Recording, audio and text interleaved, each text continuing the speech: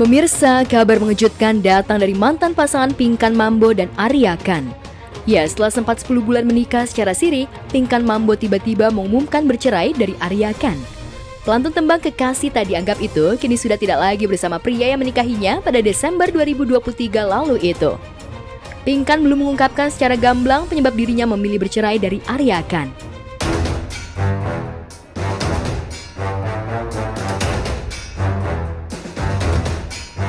Sempat beredar kabar bahwa Pinkan Mambo memilih cerai dari Arya Khan karena hadirnya orang ketiga dari sisi dirinya.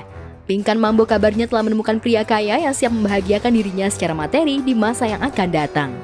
Sekarang aku pikir aku pulang ya, udah baik-baik aja. Aku juga nggak mau ya ada masalah. Tapi besok-besok jangan kayak gitu dong. Kalau mau nyenengin orang, gue juga bisa ngegas. Kalau mau nyenengin orang jangan. Udah aku pulang lah, udahlah, mendingan aku pulang lagi. Sementara itu, Arya Khan pun mencurahkan isi hatinya terkait rumah tangganya yang dikabarkan bercerai dari Pinkan Mambo. TikToker asal kota Tangerang yang harus rela melepas ikatan pernikahannya dengan penyanyi mantan teman duet Maya Estianty itu. Alih-alih selalu berusaha mencegah perceraian, ia hidup bak bumi dan langit dengan Pinkan, akhirnya pasrah melepas wanita yang dulu dikenalnya melalui jejaring maya. Jujur, aku sebenarnya keberatan tinggal di BSD, walaupun deket mall, tapi nggak apa-apa. Kalau emang dia pengen di sana lagi, aku pengen tinggal di Sepatan. Nanti kalau udah punya segala-galanya, baru beli rumah yang besar. Aku tuh pengen beliin dia rumah, karena dia punya impian, punya rumah di BSD yang mewah, yang miliaran. Karena aku sayang sama dia, aku pengen kerja keras, ngasih yang terbaik buat dia. Mungkin ini gak kesampaian, kita udah berakhir, belum nyampe setahun. Iya, aku udahan. Mungkin beda pendapat, gak cocok, selalu salah paham, selalu miskom. Jadi gini, sifatnya itu kan, aku ini sama dia memang kisah hidupnya tuh sama. Dia juga suka sama aku, awalnya kepoin akun aku. Arya, kamu baik ya gitu, kamu orangnya, aku salut sama kamu, kamu berjuang untuk anak, joget-joget nggak malu. Dia tuh kagum sama aku awalnya. Aku juga sama gitu, ibu sekaligus ayah gitu. Iya. Jadi nasib kita sama nih, ya kan, sama-sama berjuang kan untuk anak gitu. Ya udah, nama kita agak nyambung ke situ kan. Itu doang tuh nyambung tuh, bener. Keputusan TikToker yang berprofesi sebagai pedagang pasar ini cukup mengejutkan. Pasalnya selama ini Arya dan Pinkan selalu pamer kemesraan. Warganet malah menuding roman picisan perceraian ini justru sebagai adegan settingan. Gue pergi ke sana nggak balik lagi, yang ditakutin gitu. Waktu itu makanya pernah gue prank si Pinkan. Jadi langsung dia kan kalau ngomong langsung, kamu ceraiin aku ya, kamu jahat ya, kamu bla bla bla bla panjang. Padahal aku nggak pernah ngomong cerai gitu kan, itu prankan doang. Nah, kedua yang aku ribut itu masalah handphone aku mati. Nggak aktif, jadi sangkanya kemana. Aku pikir aku selesai itu di telepon, udah ya, oke, aku close. Nah, aku nge-lab kan nyampe BSD di parkiran, nge-lab itu secara nggak ada niat untuk ribut di live-in. Emang kita baik-baik aja. Akhirnya kok di live ribut? Akhirnya di live malah ribut. Jadi yang masalah telepon yang di sebelumnya dibalas di live. Nggak usah ada kayak gitu-gitu ya, semuanya bisa baik, oke, kita melanjutkan hidup masing-masing. Gak usah menghakimi Arya, gak usah menghakimi siapapun, gak usah ngomongin jelek-jelek tentang Arya, tentang aku. Intinya kita beda prinsip aja teman-teman ya, kita saling menghargai, oke? Dituding sebagai drama settingan untuk melambungkan kembali pamor yang redup, melalui akun TikToknya, pria asal utara Tangerang ini menepis jika keputusan cerai dengan ex-duo Ratu ini sebagai jalan terbaik. Lantas mungkinkah Arya lelah meladeni gaya hidup Pinkan yang hedon dan selalu ingin tinggal di apartemen yang wah? Kamu sebut masalah rumah, kamu tempat tinggal dikasih rumah, apa kamu nggak jual kesedihan itu? Sebagai informasi, Arya sendiri merupakan suami keempat Pinkan Mambo setelah sebelumnya pelantun kasmaran itu pernah menikah dengan Maizal Reza Tobroni, Sandi Sanjaya, dan Steve Wantania. Menariknya, akad nikah Pinkan dan Arya berlangsung saat status pernikahannya dengan Steve Wantania belum resmi bercerai. Mengklarifikasi, Arya juga jangan ngomong-ngomong micet tuh apa, nggak usah ya. Iya, aku juga nggak tahu. Aku cuma bilang itu komen-komen kayak gitu. Oke, kita damai ya, nggak ada yang ngejelekin orang, paham ya? Sampai sini ya. Iya, Oke? Arya orang baik, aku orang baik, paham ya kalian semua ya. Sementara itu, tak tega melihat suaminya, Andrew Andika, di penjara. Dengan berurai tangis air mata, Tengku Dewi menceritakan bagaimana akhirnya ia memutuskan untuk menjenguk Andrew Andika yang saat ini tengah meringkuk di dalam sel penjara gara-gara penyalahgunaan narkoba jenis sabu. Tengku Dewi menjadi satu-satunya keluarga yang turun tangan membantu proses hukum suaminya. Kondisi keluarga Andrew yang kurang mendukung memaksa ibu dua anak itu mengambil peran tersebut. Jadi aku mikir ini mamanya kan lagi sakit kan, seperti yang aku bilang. Terus dia punya kakak satu, kakak cowok juga punya masalah mental, maksudnya kakaknya tuh depresi. Dengan kebesaran hati kamu. Pasti kamu juga sebagai... Ya aku mau nggak mau, ini kayaknya memang harus gue yang turun tangan. Baik. Kalau nggak, ini nggak tahu statusnya nih dia gimana nih. Pertemuan mereka berlangsung mengharukan karena Andrew terlihat berada di titik terendah hidupnya. Momen pertemuan pertama di tahanan berlangsung sangat emosional. Andrew tidak menyangka Tengku Dewi akan datang menjenguknya. Benarkah Tengku Dewi juga tak tega meninggalkan suaminya saat terpuruk, apalagi mertuanya di Bandung juga tengah sakit? Dan benarkah Tengku Dewi masih begitu mencintai Andrew hingga ia rela menepikan keinginannya untuk bercerai? Hukum yang dialami oleh Andrew yang masih bersatu suaminya, dan bagaimanapun jika pun sudah terjadi perceraian, ini juga bicara mengenai masalah ayah dari anak-anaknya, dan ayah dari anak-anaknya juga pasti akan bertanggung jawab kan terhadap biaya nafkah dan hidup anak-anaknya. Kalau memang Andrew ada masalah, itu pasti akan berdampak secara tidak langsung kepada anak-anaknya. Jadi kalau misalnya kemudian Dewi memiliki etikat baik untuk memberikan bantuan, saya kira itu sah-sah saja. Hanya saja tinggal bagaimana reaksi daripada Andrew, apakah dia masih mau menerima bantuan tim hukum yang dikirim oleh Tengku Dewi atau tidak. Ini memang proses sedang berjalan. Saling kenal tuh udah hampir 11 tahun ya. Dan mungkin memang ada masalah ini juga nggak ada yang mau, juga ada masalah. Kita juga sempat konflik, tapi akhirnya baik-baik dan kita duduk bersama dengan kepala dingin, ini maunya gimana. Sekarang bukan hubungan pacaran loh, ini udah menghasilkan 2 anak. Kita bisa ngadapin misalnya 11 tahun bareng-bareng, masa ada masalah kayak gini kita langsung egois gitu. Jadi banyak hal-hal yang bener-bener kita pikirin matang-matang walaupun awalnya berat ya.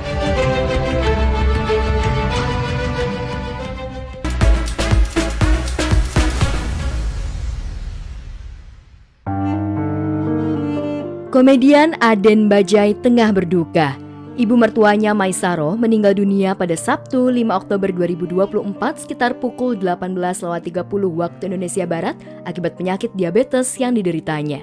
Yang memiriskan, kepergian ibunda mertuanya tidak diketahui oleh Aden dan Sinta istrinya, juga segenap keluarga yang kebetulan berada di rumah. Ibu Maisaro meninggal saat semua anggota keluarga tengah sholat maghrib. Lalu benarkah tak ada firasat apapun sebelum Aden kehilangan ibu mertuanya? Kejadian itu pukul 18.30 ketika seisi rumah sedang sholat maghrib semuanya. Jadi itu mama sedang istirahat, kita semua lagi sholat maghrib. Jadi yang jaganya mama itu adiknya dia itu izin, Sarah sholat maghrib ya, itu pas itu ya katanya gitu. Udah, terus papa juga ya. Papa sebelumnya manggilin papa. Papa gitu kan. Terus iya ini papa udah pegang gini pak, megang tangannya papa. Terus udah papa sholat dulu ya ma gitu. Habis sholat papa ngaji. Ada ya pak? Iya. Jadi pas kita udah sholat terus papa ngaji. Nah selesai sholat itu yang jagain mama kan adiknya. Itu keluar kamar. Asal tidur ya gitu. Terus dipegang-pegang. Lah udah pucat, langsung panik semua dipanggil. Akhirnya kita ini si yang jaganya ini mama udah nggak ada, akhirnya kita udah panggil dokter, bawa dokter ke situ dicek, bener mama nggak. Setahun terakhir, almarhumah memang tinggal bersama Aden dan Sinta di kawasan Pondok Cina, Depok.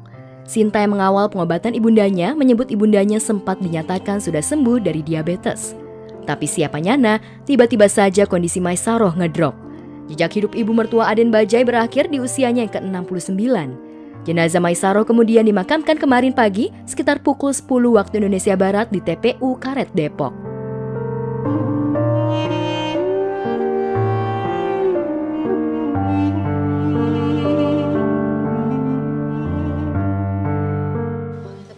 Tapi semua udah sembuh total. Dokter pun udah dicek diabetesnya udah normal, maksudnya gula darah normal, jantung semua udah normal, udah balik lagi semula. Yang waktu itu lukanya udah balik lagi normal. Semuanya udah bersih lah. Nggak ada apa-apa lagi. Nggak ada apa lagi. Kemarin terakhir cek kontrol ke dokter juga dibilang sehat ya Pak? Iya, sama dokter. Udah sehat. Tinggal ibu sekarang banyakin jalan, banyakin jemur, semangat. Kan lemesnya aja dia tuh. Doang. Paginya mah ceria. Paginya ceria. Kamu sama mama kan udah kayak temen kalau udah ngobrol. Iya, karena emang saya anak satu-satunya perempuan, mungkin paling deket jadinya, paling deket dan anak terakhir juga. Luar biasa baik ya. Gak pernah marah sama menantu. Mama tuh nggak mau ngerepotin orang. Sama anak-anak gak pernah mau ngerepotin, gak pernah minta. Suka bercanda. Sering cerita-cerita. Kalau pulang sekolah dia kan pasti yang dicari mama putihnya. Iya, mama putih duluan baru mama sama papi. Seru aja gitu. Udah sih. Nangisnya paling kenceng terus dia. Karena emang paling deket kan. Jalan-jalan bareng mama putih. Sama cerita-cerita udah. Sudah mengikhlaskan kepergian ibundanya, namun Sinta tak bisa menyembunyikan kesedihannya di depan para pelayat. Pasalnya ia tahu di akhir hidupnya, Maisaroh sangat ingin melihat cucu ketiganya yang kini masih berada di rahim Sinta. Jika tak ada aral melintang, Sinta akan melahirkan bulan November mendatang atau nyaris bertepatan dengan ulang tahun Maisaroh yang ke-70. Namun sayang, sebelum momen yang dinantikan itu tiba, Maisaroh sudah keburu dipanggil oleh Yang Maha Kuasa. Terus ngeliat saya, ngeliat Sinta, bilang, wah Sinta hamil sekarang mah, udah gede, hamilnya udah mulai perutnya kelihatan. Mama bersembuh, mama semangat. Terus mama lihat, oh iya manggut gitu. Dia mau lihat cucunya yang anak ketiga dari Sinta gitu. Jadi kan memang mama anaknya 4. 3 ini anaknya 3 semua. Dan ini Sinta ini anak terakhirnya dan akan melahirkan anak yang ketiga. Jadi semuanya rata 3 di total 12. Nah mama pengen nih ini nungguin ini lahir. Pernah ngomong sih kira-kira mama sampai nggak ya? Seneng dia. Seneng banget. Emang sehat, udah ke dokter udah kemana udah sehat. Makanya kita pikir kita mau jalan-jalan ya, kita ngajakin jalan-jalan. Mama mau jalan-jalan nih, sembuh nih mama. Gitu. Ternyata jalan-jalannya bukan di dunia tapi ke akhirat mungkin. Jalan-jalan yang lebih baik, tempat yang lebih baik. Artis dan politikus Rieke Diah Pitaloka menjenguk suaminya dalam sebuah sitkom legendaris Mat Solar yang tengah menderita stroke. Wanita yang kerap disapa Oneng ini disambut hangat oleh istri dan anak Mat Solar, Haidar Rashad. Mat Solar yang hanya bisa berbaring di ranjang khusus nampak senang dan terhibur melihat soulmate-nya di sebuah sitkom itu datang dengan candanya yang khas. Assalamualaikum besti-besti, love Indonesia. Aku sekarang lagi jadi Oneng, tapi ditemenin sama Runa. Jangan lupa cek ranjang kuning, keren banget. Terus gaya kalau mau ketemu Bang Juri, dan Bang Juri gak kecewa. Oke, kita tengok keadaan Bang Juri. Mudah-mudahan jauh lebih baik. Kita ketemuin Bang Juri, yuk. Assalamualaikum. Kabar? Alhamdulillah baik. Apa kabar? Bang, assalamualaikum. Oh sebelah sini. Bang Juri, inget nggak si Oon Jeding? Ketawa. Pada nanyain Bang Jurinya mana? Itu ngutang lagi. Ada Betawi, belum gede ke Neng. Kata dia, lu jangan belajar mulu. Cuma lu jadi profesor, tetap aja orang manggilnya Oon. Yes. Ini priceless moment menurut aku kalau dia ketawa itu. Kalau ada temennya aja udah pasti. Ingat nggak si Aris? Aris sutradara yang gondrong, suka berantem malu Bang. Bang Juri semangat, Bang Juri semangat. Kedatangan Rieke menjenguk Mat Solar bukanlah kali pertama. Sejak Mat Solar menderita stroke pada 2017, Rieke sudah beberapa kali datang menjenguk sahabatnya itu. Saat kondisi Mat Solar diberita kritis hingga beritanya mencetak viral, Rieke tak pernah absen menjenguk lawan main yang sudah dianggap seperti abangnya sendiri itu. Namun sudah 7 tahun melawan penyakit stroke, kondisi Mat Solar terus naik turun. Awal kenanya lagi duduk, lagi nonton TV, terus pas mau berdiri, mau jalan, mau tidur, tiba-tiba lemah aja, nggak bisa berdiri gitu. Kepada Allah semuanya, Allah pemilik kita, yang terbaik menurut Allah. Pamit ya, pulang. Salah satu masalah yang membuat lambatnya proses penyembuhan Mat Solar diduga adalah faktor psikis. Sudah bukan rahasia lagi, Mat Solar masih berseteru dengan aparat terkait yang menggusur empang dan kebunnya untuk pembangunan jalan tol Cinere-Serpong. Usut punya usut, saat tol Cinere-Serpong sudah jadi dan sudah beroperasi sejak 2019, nyatanya tanah gusuran Mat Solar belum dibayar lunas. Itu sebabnya Rieke Diah mengajak publik dan netizen untuk membantu Mat Solar dengan menagihkan uang gusuran yang belum dikeluarkan pihak terkait. Ini kemarin sih pemancingan Bajuri, tapi sekarang udah dibuat tol Serpong Cinere, 5.000-an kayaknya, hampir 5.000. Bayar, pemerintah udah dipakai tanah Bang Juri. Mau bayar, Oneng nggak ikhlas. Ntar kita tagihin ya. Udah konsinyasi. Makanya kuncinya di BPN lumayan buat ayo robot. Iya. Bantu-bantu. Senyum Aidan, senyum jangan kelihatan susah. Assalamualaikum. Alhamdulillah, Oneng udah ketemu Bang Juri, seneng banget. Ya Allah, semoga kita doain bareng Bang Juri sehat. Sama ternyata tanahnya Bang Juri udah dipakai jalan tol tapi belum dibayar. Terlalu bayar dong perjuangkan tanah Bang Juri bersama Oneng. Apa saja kegiatan artis ternama selalu menarik perhatian pemirsa. Seperti yang dilakukan Luna Maya baru-baru ini. Bersama Maxim Bautier, kekasihnya, kabarnya Luna mendatangi sebuah rumah sakit untuk konsultasi dengan dokter terawan Agus Putranto. Karena sebelumnya, dokter terawan pernah menangani Lulu Tobing dan Inul Daratista untuk imunoterapi, lantas Tukul Arwana untuk terapi stroke iskemik kronik, dan Ashanti yang pernah berobat autoimun pada dokter karismatik itu, maka wajar jika publik dan netizen pun bertanya-tanya apa keluhan yang dialami Luna sehingga ia konsultasi kepada dokter yang pernah menjadi Menteri Kesehatan RI itu. Ditemui usai menghadiri sebuah acara, Luna Maya nampak terganggu dengan pertanyaan wartawan seputar konsultasinya dengan dokter terawan. Dokter terawan ada apa? Kamu kesini ke acara aku ngapain nanya-nanya begitu? Hah? Kamu datang ke acara orang? Konfirmasi itu aja, Kak. Foto Luna dengan latar plasma DSA radiologi intervensi juga menjadi perbincangan panas netizen. Banyak netizen yang khawatir di usia 41 tahun, Luna mulai menghadapi keluhan serius tentang kesehatannya. Apalagi Luna juga tengah berencana menikah dengan Maxim yang tentu saja mengharuskannya sehat lahir dan batin. Oh, pertanyaannya itu. Ya kan, lagi lah. Kalau gini ya, kalau misalnya gitu kita ada plan seperti itu, pasti tahu 100% kita nggak akan ngomong kayak gini. Tapi, oh iya, no, aku nggak akan ke. Itu antara kita berdua aja. Yang pasti kita mau bilang. Kalaupun antara kita berdua, ujung-ujungnya pasti tahu juga gitu loh. Iya. Siapa mereka? Iya. Ya pastilah, langsung day one langsung kalian tahu pasti.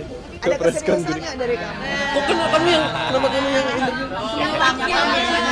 Jawab Oke. Singkat padat, nggak usah panjang-panjang. Serius. Udah. Pada foto kedua, seperti yang diposting di Instagramnya, Luna tengah berada di sebuah ranjang pasien dalam posisi setengah berbaring. Luna seperti baru saja menjalani pemeriksaan. Apakah pemeriksaan Luna terkait imunoterapi atau masalah yang lebih serius? Artis kelahiran 26 Agustus 1983 ini memilih merahasiakan kondisi kesehatannya.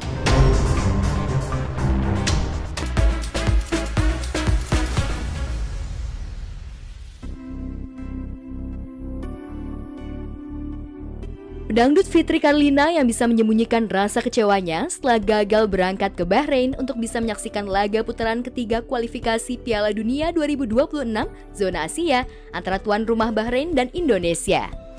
Sebagai fans fanatik dan perwakilan Lady Garuda, Fitri pun hanya bisa menyaksikan laga J It Says CS dari layar kaca. Lantas, apa yang membuat Fitri Kalina gagal berangkat ke Bahrain? Aku dari tanggal 3 kalau nggak salah aku udah mulai request cuti dan aku berangkat ke Doha. Terus baru aja close door. Jadi memang aku tuh udah minta, maksudnya kan tanggal 10 memang acara pertandingan timnas ya yang di Bahrain.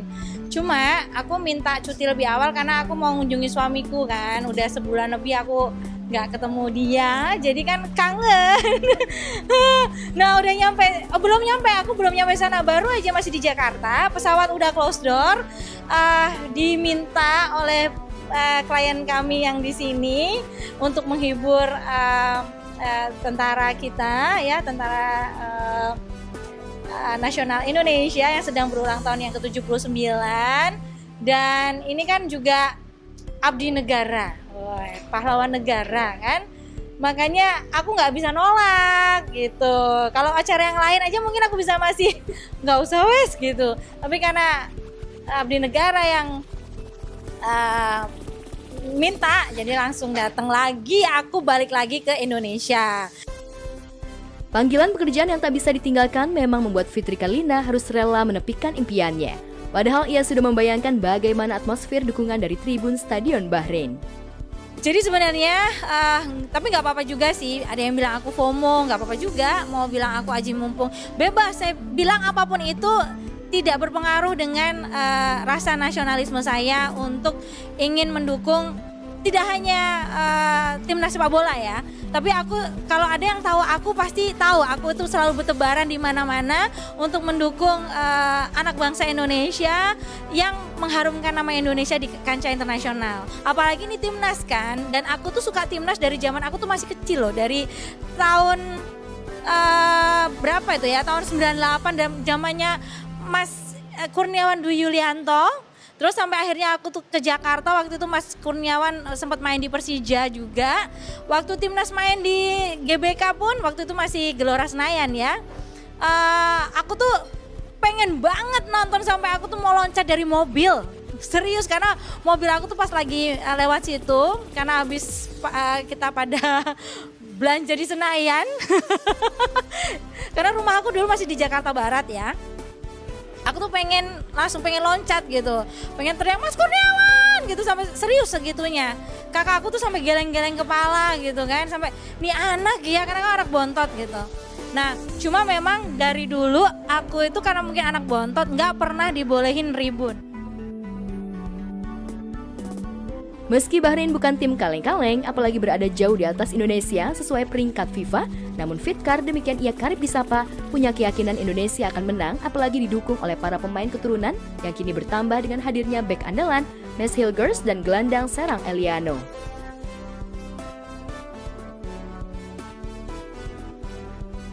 Lumayan berat gitu, apalagi kan di kandang lawan gitu kan, di home-nya lawan gitu kan, di tandang. Itu pasti vibes-nya beda ya. Kita beruntung banget kemarin, tidak cuma beruntung sih, tapi memang aku ngelihat skill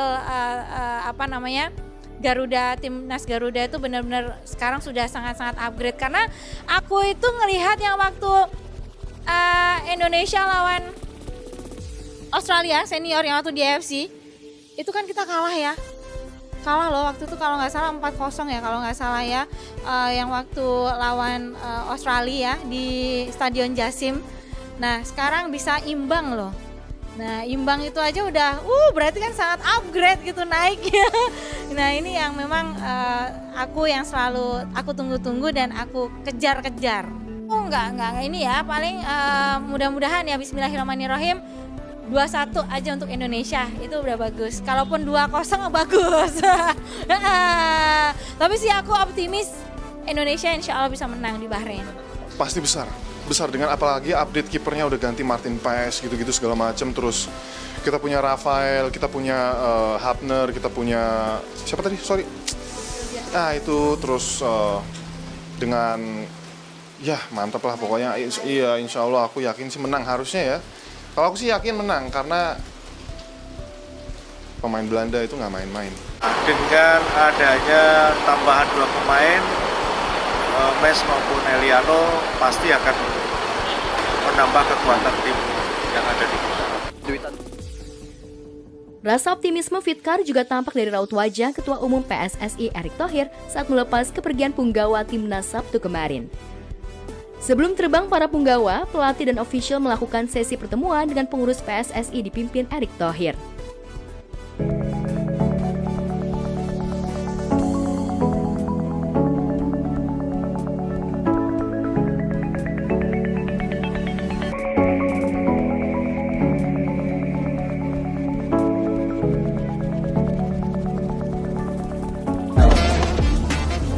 Halo Garuda fans, kita sudah di sini, kita siap ke Bahrain. Bismillah. Halo Garuda fans, kita sudah di sini, kita siap berangkat ke Bahrain.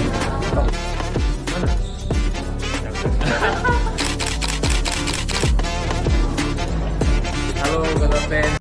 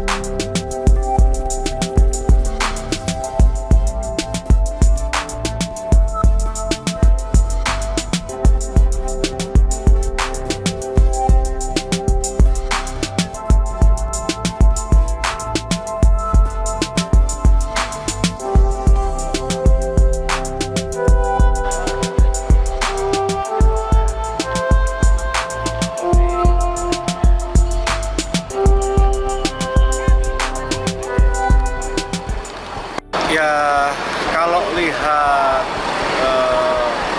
kondisi pemain ya, lihat kondisi pemain, lihat kondisi tim yang solid, saya punya keyakinan pasti akan bisa mendapatkan poin di dua pertandingan, baik itu Bahrain maupun di Cina. Kalau Ketua Umum memberikan target kepada kita masing-masing ya berusaha berupaya maksimal untuk bisa mendapatkan 3 poin. Dari dua pertandingan ini, ya, dari masing-masing pertandingan. Bermodalkan pemain baru dan berharap Martin Paes, sang penjaga gawang, bisa segera pulih dari cedera ringan, publik pecinta sepak bola tanah air sangat berharap Indonesia bisa meraih poin maksimal, meskipun laga tandang selalu tidak mudah untuk memenangkan laga. Antusiasme jelang pertandingan itu bahkan tampak dari sejumlah selebriti tanah air yang belakangan ikut menggilai bola pasca kemunculan pemain-pemain kelas Eropa di bawah asuhan pelatih Shin Tae-yong. Ada yang bilang aku FOMO, nggak apa-apa juga. Mau bilang aku aji mumpung, bebas. Saya bilang apapun itu tidak berpengaruh dengan rasa nasionalisme saya untuk ingin mendukung tidak hanya timnas sepak bola ya, tapi aku kalau ada yang tahu aku pasti tahu aku itu selalu bertebaran di mana-mana untuk mendukung anak bangsa Indonesia yang mengharumkan nama Indonesia di kancah internasional. Apalagi ini timnas kan, dan aku tuh suka timnas dari zaman aku tuh masih kecil loh. Dan adalah melalui teman-teman dari Garuda Qatar dan juga Garuda Bahrain yang memfasilitasi kita untuk bisa mendapatkan tiket untuk bisa satu bareng di section dan di zone yang sama. Itu sahabat-sahabat dari Garuda Bahrain, Garuda Qatar, Garuda Saudi, Garuda Oman, Garuda Kuwait. Ya kita bersatu dalam Garuda Timur Tengah kayak gitu. Dan Sri Kandi Garuda Indonesia kayak saya mewakili untuk supporter ibu-ibu, emak-emak dan ciwi-ciwi.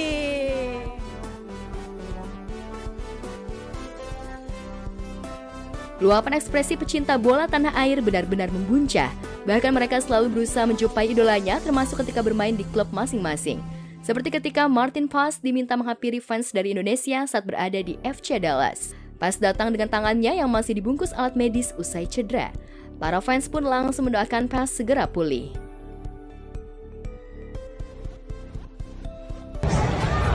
Martin! Make a picture? Yeah, get well soon, bro. Thank you. Want to make a picture? Yeah.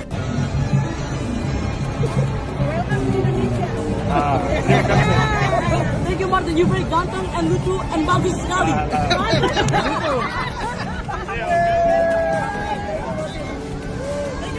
Good luck, Martin. Mungkin 1-2 hari ini dengan ditangani oleh tim terapi yang ada di kita di timnas, insya Allah pasti akan kembali dia kalah.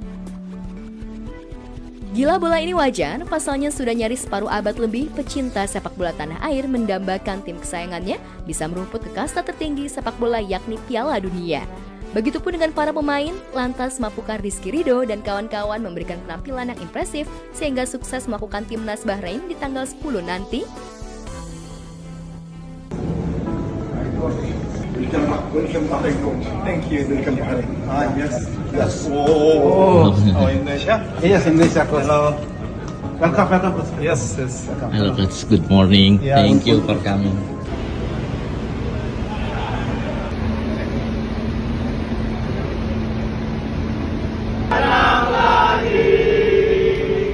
Timnas Indonesia, lantangku bernyanyi, menangkan kembali.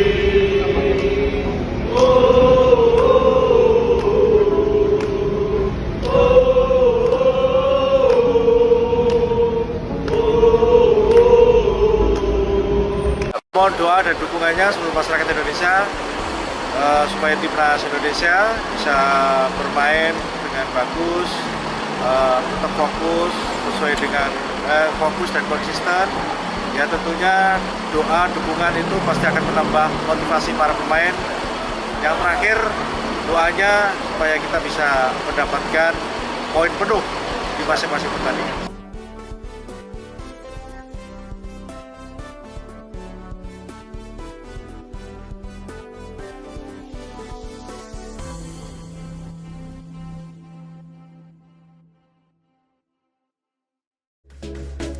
Ya, kita berharap timnas siap fisik maupun mental melawan Bahrain 10 Oktober mendatang ya pemirsa.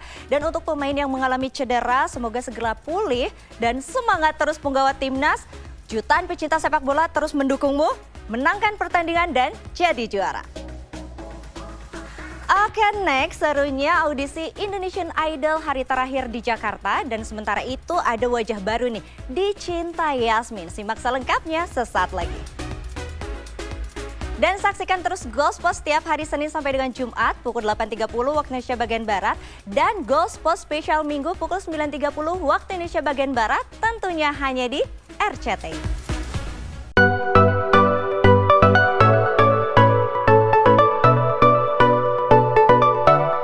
Hari ketiga atau hari terakhir audisi Indonesian Idol 2024 di kota terakhir yakni Jakarta sudah usai digelar minggu kemarin. Di hari terakhir, ratusan peserta dari berbagai daerah masih terlihat memenuhi auditorium lantai 7 MNC Studio Kebonjeruk, Jakarta Barat. Audisi hari ketiga ini memang lebih banyak dari hari pertama dan kedua, pasalnya pihak panitia masih memberi kesempatan bagi peserta yang sebelumnya tak lolos. Pihak panitia tak ingin membenamkan impian mereka yang masih ingin terus berjuang untuk lolos audisi. Karena udah nyobain yang di Bandung juga, udah 3 kali dan belum rezekinya. Aku gak ada peluru apa-apa, tapi aku harap ini udah jalannya di hari terakhir. Izin nyanyiin dari Hi-Fi Pelangi. Tetap engkau di sini, jangan datang lalu kau pergi, jangan anggap hatiku menjadi persinggahanmu. Wahai cinta sesat. Inggris sih biasanya, cuman ya yang dedek. Aku tuh tadi bawain lagu Mau Dibawa Kemana. Itu aku agak versi jazz dan melo-melo dikit lah gitu. Semuanya telah ku beri dengan kesungguhan hati. hati untukmu baby, hanya untukmu. Tolong lihat aku dan jawab pertanyaanku. Mau dibawa kemana hubungan kita? Jika kau terus menunda-nunda dan tak pernah nyatakan cinta, mau dibawa kemana? Tadi aku bawain lagu Pesan Terakhir dari Leoda dan Icy Red. Sadar ku tak berhak untuk terus memaksamu mencintaiku sepenuh hati. Kalau aku sih udah nyiapin lagu Go Dolls, Iris, terus Uta Likumahua dari Esokan Masih Ada. Yang pastinya orang tua, saya pergi dengan niat pengen ngerubah nasib keluarga juga yang pertama pastinya. Terus yang kedua juga menyalurkan hobi dan minat bakat saya ke tempat yang tepat. Terus yang ketiga juga paling orang-orang tersayang di sana, semua kayak pekerjaan. Kebetulan saya sekarang lagi ngegarap mini album saya sendiri. Nah kemarin itu lagi syuting, jadi kepaksa harus saya tinggalin dan saya cancel lagi semuanya, baru OTW lagi langsung buat audisi di Jakarta. Ada banyak peserta yang udah 7 kali ikutan, udah berapa kali ikutan gitu, dan masih semangat sampai sekarang gitu ya. Menurut aku ya perjuangkan terus aja, semangat terus aja. Siapa tahu season ini keberuntungan kalian ya.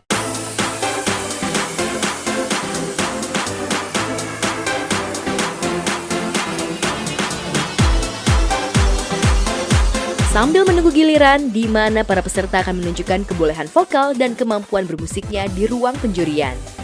Beberapa peserta mencoba mengikuti tantangan lewat karaoke challenge.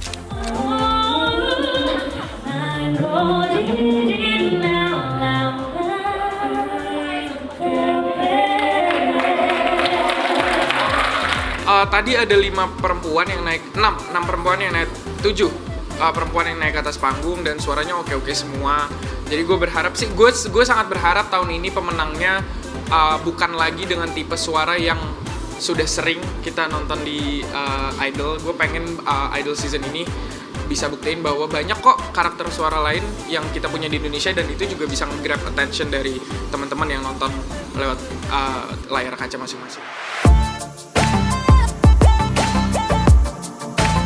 Bukan hanya tantangan karaoke, para peserta juga masing-masing menunjukkan sisi unik dari masing-masing outfit yang digunakan, mulai dari outfit yang terinspirasi dari penyanyi dunia Beyonce hingga dandanan ala rocker.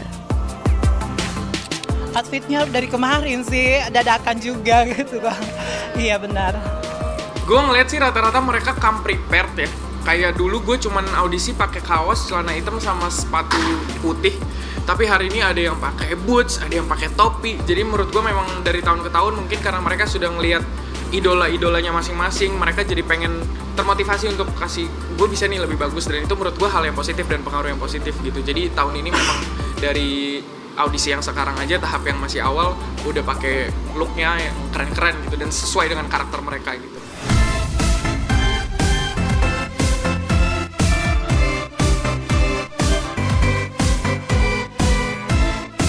Ya, dari sekian ratus peserta yang menjajal peruntungannya di ajang ini, sejumlah peserta berhasil lolos audisi, tapi tak sedikit dari mereka juga yang gagal.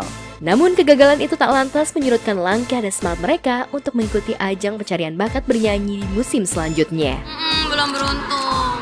Kecewa sih, tadi diajakin ngulang lagi biar coba yang lain gitu ya. Cuman kayaknya takut nggak keburu jamnya, ntar keburu tutup. Cuma tadi mungkin karena deg-degan dan grogi lihat yang jurinya gitu, jadi agak getar nyanyinya tadi gitu. This is my last night with you. Hold me like more than just a friend. Buat aku sama sekali nggak nervous hari ini. Sebenarnya aku enjoy all the process, tapi mungkin aku belum semaksimal teman-teman yang lolos hari ini. Banyak lebih better dari aku, banyak yang lebih deserve. Mungkin di lain kesempatan aku bisa sama kayak mereka nantinya. Love, never knew what I was missing, but I knew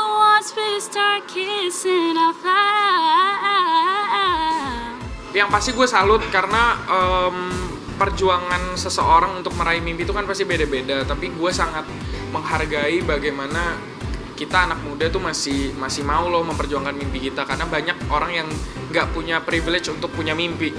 Jadi untuk kita yang bisa bermimpi, ya kita sepatutnya untuk kejar sekeras mungkin.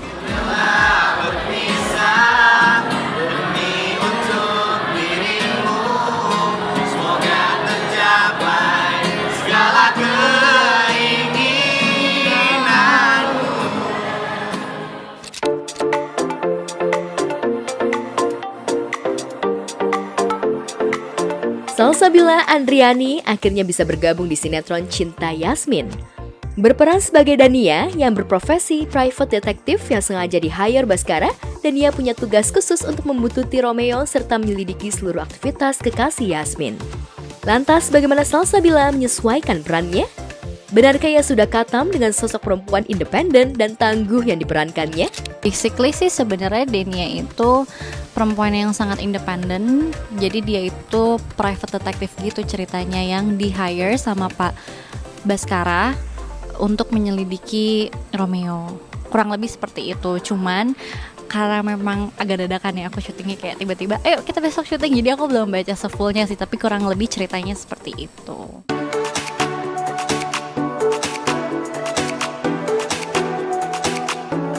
Salsabila sendiri mengaku bermain di Cinta Yasmin ini merupakan kali pertama setelah resmi menikah dengan Ibrahim.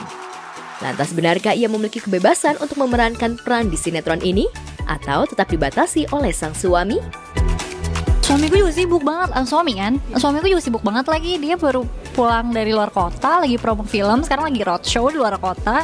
Terus pulang untuk 2-3 hari, abis itu berangkat lagi syuting di luar kota lagi. Ya quality time-nya sebenarnya sebisa mungkin kalau aku udah mulai stripping kan hari Minggu ya. Ya paling kita cuman nonton atau enggak, ini kita rencananya next date kita mau grocery shopping sih, karena di rumah udah pada habis kan. Jadi emang palingnya kayak gitu-gitu aja sih.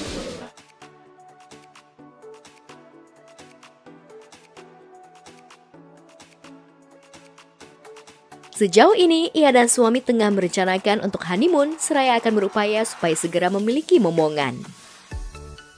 Insya Allah akhir tahun ini. Ada deh, ditunggu aja nanti di sosial mediaku. Amin ya Allah.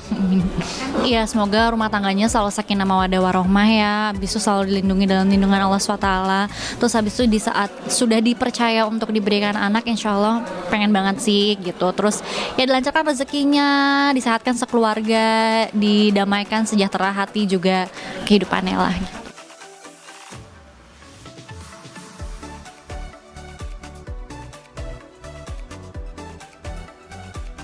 Sementara setelah akhirnya bertemu kembali dengan sang kekasih, Yasmin tampak begitu bahagia melepas dahaga rindunya pada Dr. Romeo.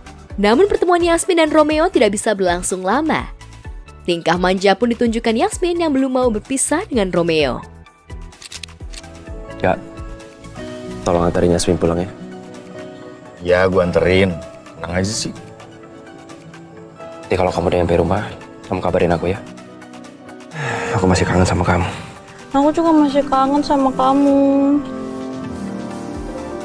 Tapi kan kamu harus pulang sekarang. Ini juga udah malam kan?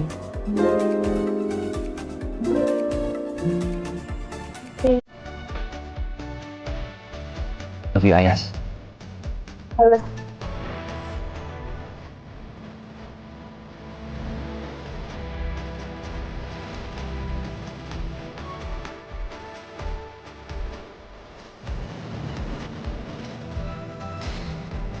Yaudah, gue ditip Yasmin ya.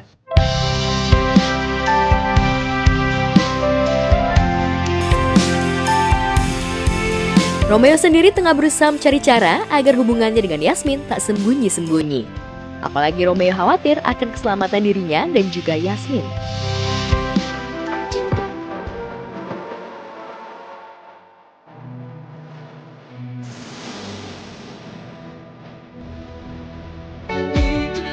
Tenang sayang, kita nggak akan selamanya seperti ini.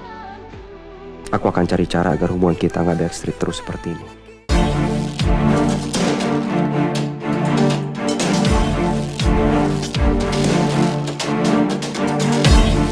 Sementara Rangga terus bertanya-tanya di mana keberadaan adiknya Romeo. Apalagi rupanya insiden para layang ini didalangi ibundanya sendiri. Sambil berusaha mencari simpati dari ayahnya, Rangga pun menceritakan jika ia dan anak buahnya hampir berhasil menemukan Romeo. Romeo memang terus digelayuti tanya mengapa ayahnya begitu peduli pada adiknya. Jangan-jangan bener kalau selama ini Romeo emang sembunyi di apartemen. Tapi kenapa dia tahu kalau aku datang ke sana ya? Siapa yang sudah membocorkan soal itu ke dia? Kenapa Romeo nggak pulang ke rumah ini aja ya? Apa dia tahu kalau nyawanya lagi diincar oleh seseorang? Dan apa dia tahu kalau Mama adalah otak di balik insiden para layang itu?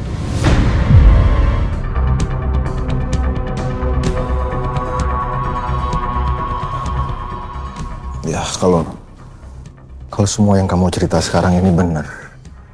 Alhamdulillah. Papa segitu pedulinya sama Romeo. Kalau aku yang ada di posisinya Romeo, apa Papa akan sekhawatir itu dan peduli sama aku?